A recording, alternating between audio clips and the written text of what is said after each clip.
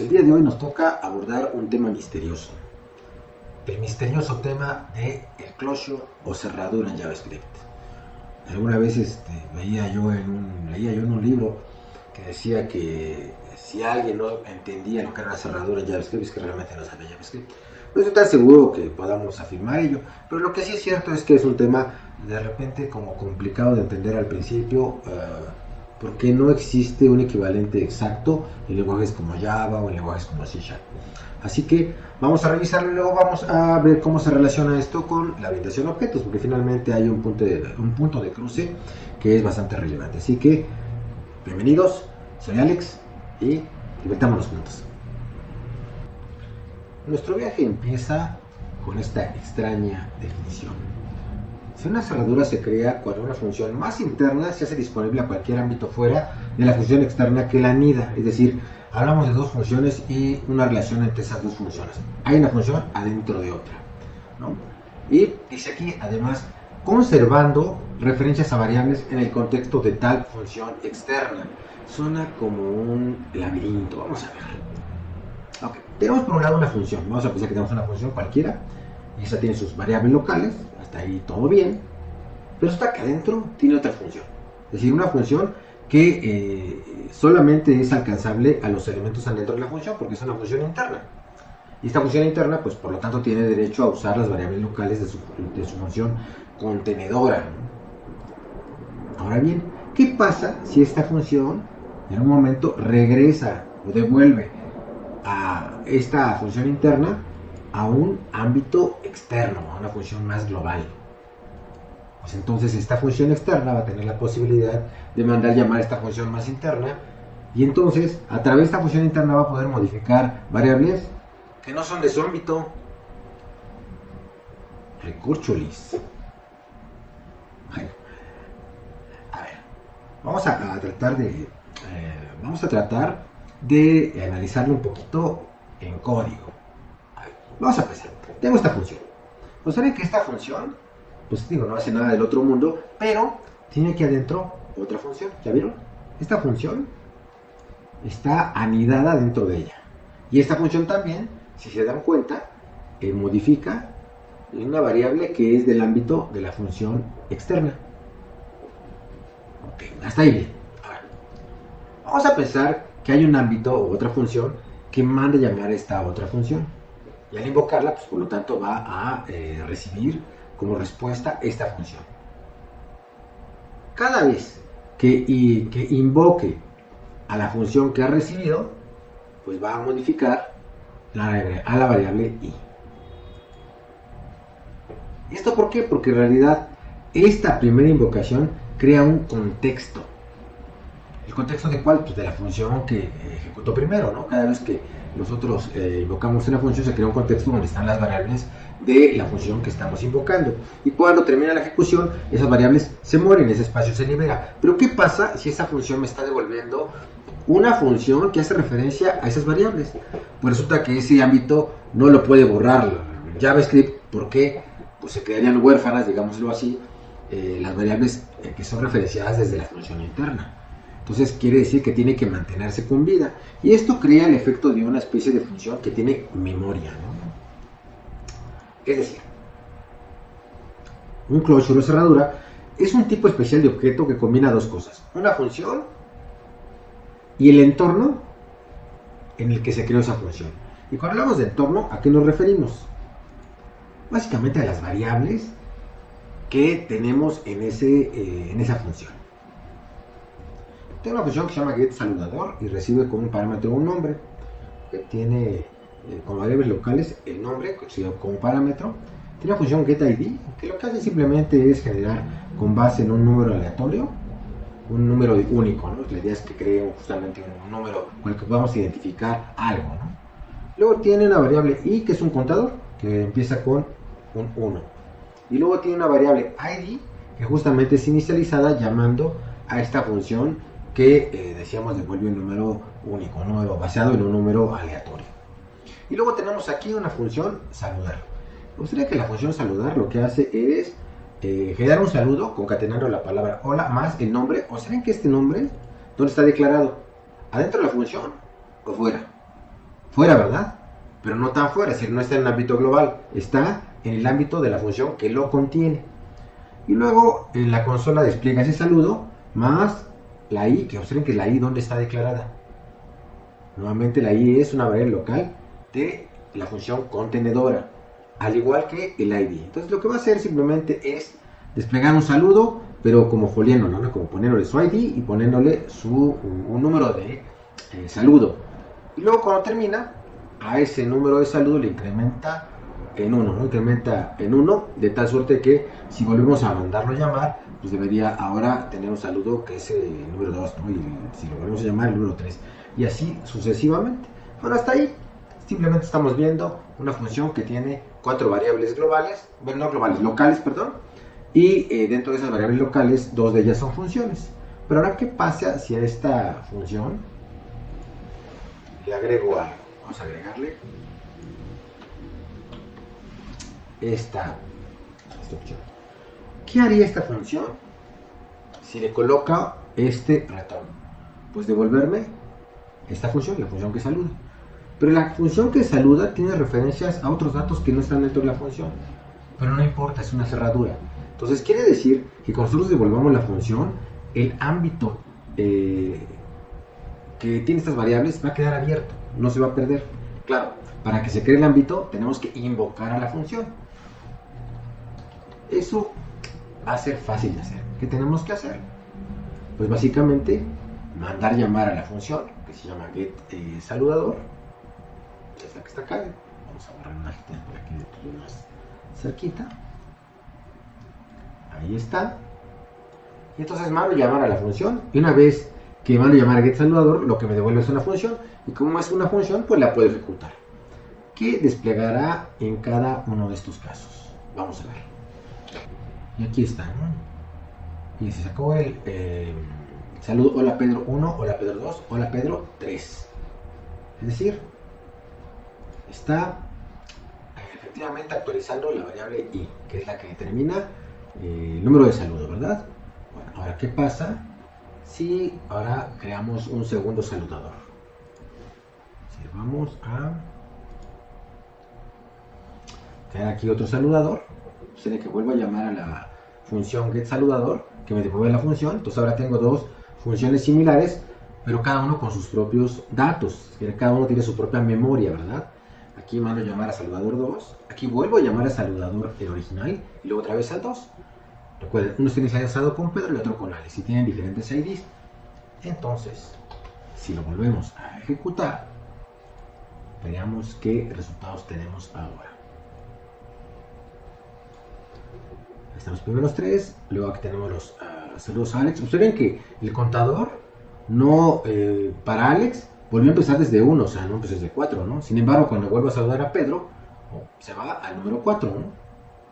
Es decir, estamos logrando tener una función que como que recuerda, ¿verdad? Tenemos el efecto de que a partir de este esquema de la función interna y la externa, hemos llegado a tener una función que tiene memoria y que puedo yo, por lo tanto, hacer uso de esa memoria. En este caso, la memoria está representada por los datos del ID y por los datos del número de saludo. Interesante, ¿no? Vamos a ver esquemáticamente qué es lo que sucede con la cerradura. Vamos a pensar que tenemos estas dos funciones, nuevamente el mismo esquema, una función interna adentro de una función externa, ¿no? Y en algún lugar mandamos llamar a esta función externa para que me dé esta función interna y yo la utilice. ¿Qué pasa cuando yo ejecuto a esta función externa, ¿no? Bueno, pero en principio tengo un ámbito global. El ámbito global, ¿cuál es? Pues el que está ejecutando este código, ¿no?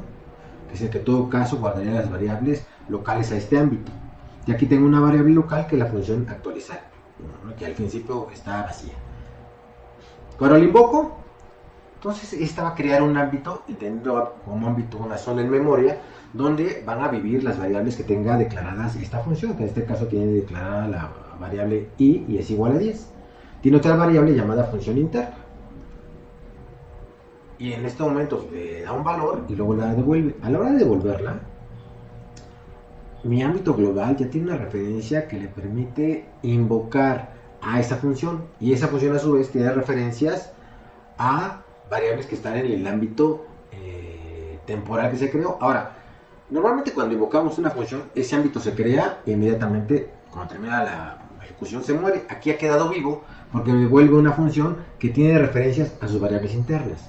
Entonces quiere decir que cuando yo invoque a esta función que me ha devuelto, se va a crear un ámbito para la función que estoy invocando y dentro de ese ámbito será la invocación de una de las variables del ámbito contenedor de esa función, del ámbito papá, ¿verdad? Y pues bueno, el resultado será justamente que a partir de este modelo estoy teniendo una función que tiene como una suerte de memoria privada, ¿verdad? Ahora, ¿cómo podríamos aprovechar este modelo para resolver problemas? Vamos a pensar en cómo podríamos hacer por ejemplo, un objeto pila. Una pila que permita hacer operaciones de meter y de sacar, utilizando este concepto. Vamos a revisar cómo podría ser una implementación de ese tipo. Observen, yo podría invocar a esta función pila de este modo. Primero, mandarme llamar a una función que devuelva la función, aquí me devuelve la pila A. Luego a la pila A, si le quiero meter, por ejemplo, 5, pues va a tener un comando meter y un parámetro 5. Luego voy a meter el 12, luego el 37, luego el 99. Cuando quiera sacarlas, pues las tiene que sacar en orden inverso. Debería primero sacar el 99, luego el 37, el 12, el 5. Hasta ahí todo bien, ¿no? Entonces, bueno, simplemente uno mete y otro saca. Si por su parte después genera una nueva pila, la pila B, no debe combinarse con la pila A. Si yo después observen que estoy metiendo aquí pila B, pila A, pila B, pila B, pila A, pila B, pila A. Es decir, estoy intercalando donde meto los datos, ¿no? Tal suerte que después, cuando saque de cada una de las pilas los diferentes valores, pues debería respetarse, el criterio de la pila, ¿no? Pues debería respetarse el orden correcto y sacar de cada pila los valores correctamente, ¿no? En este caso, observen que mañosamente a la pila B le doy valores de números repetidos: 33, 44, 11, 22. ¿Y esto para qué? Pues para que pueda yo rápidamente identificar los resultados en mi salida, ¿verdad? Bueno, y esto pues, debería darme un resultado como el que sigue. Ahí lo tenemos, ¿no? Mete los datos a la pila, mete el 5, el 12, el 37, el 99, lo saca el 99, el 37, el 12, el 5, efectivamente los saca en el orden inverso en el cual fueron metidos, que es la política de una pila. Y después cuando voy metiendo nuevamente a las diferentes pilas los valores, recuerden que los números que repiten, 33, 44, 11, van a una pila y los demás van a otra. Cuando los saco, que sé cómo, estoy primero sacando los datos de una de las pilas, sale 22, 11, 44, 33, y luego 156, 312, 24, 12, que corresponden a la otra pila. Bueno, claro, aquí me puedes decir, oye, sí, pero nunca mostraste cómo está hecha esta función. Bueno, sí es blanco maña porque la idea es que ustedes pues, la intenten hacer en casa, ¿no? Claro, les va a dar la solución, pero es el momento en que pongan pausa, revisen cómo está la invocación e intenten hacerlo a ello. Y la solución es algo como esto. Tenemos aquí nuestra función externa que va a devolverme una función pila. Aquí está la función pila, va a recibir un operador y el valor. Va a evaluar el operador como meter o sacar, y dependiendo de si mete o saca, va a meter elementos a un arreglo que forma parte de las variables locales de la función contenedora o sacar tales valores. Y ahí está, ¿no? Entonces tiene como la misma estructura, ¿no? Otro posible reto interesante que recomiendo hacer es, por ejemplo, traten de implementar una calculadora. Igual, bajo el mismo principio, dar una calculadora. Ese sería un reto también interesante para resolver. Pero bueno, regresando a nuestro punto inicial, entonces, ¿para qué sirve la cerradura? Bueno, en principio sirve para crear funciones, digamos, con memoria interna, justamente lo que estamos viendo, ¿no? Es decir, se puede usar un closure en cualquier lugar en el que normalmente se usaría un objeto con un solo método. Voy a darles un truquito porque esto de un solo método no es necesariamente así. Vamos a ver. Observen esta versión de getPila, es decir, estamos atacando el mismo problema pero con una segunda versión. de mi solución. Observen qué es lo que está devolviendo en la línea 13 ahora getPila. No está devolviendo una función, está devolviendo un objeto, donde el objeto tiene dos propiedades, una propiedad llamada meter y otra propiedad llamada sacar, y cada una de ellas es una función para meter la pila y una función para sacar de la pila, y esto al final nos lleva a una invocación como que nos va a parecer más, que vamos a reconocer más fácilmente.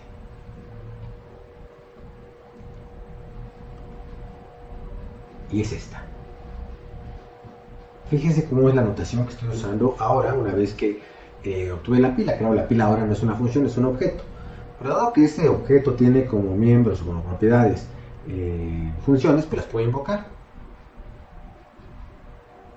¿Cómo a qué se parece? Para aquellos que han trabajado en Java o en C#, bueno, como en casa, ¿no? Otra vez tenemos la notación objeto y método. Entonces, bueno, podría ser otra manera de codificar o de aprovechar la cerradura. Ahora bien, el otro uso que tiene la cerradura es para simular lo que en programación orientada a objetos se llama encapsulamiento. Observen, aquí tengo nuestra función perro, una función constructora que tenemos utilizado desde los videos anteriores, y se le ha hecho un pequeño cambio a nombre. Observen que tiene raza, peso, amigos, pero nombre, en lugar de inicializarse con esta propiedad is, se está inicializando con var. Y además he agregado dos propiedades, dos métodos, getNombre y setNombre, que justamente lo que hacen es devolver el nombre o inicializar el nombre, ¿no?, a partir de parámetros. Y lo demás es igual.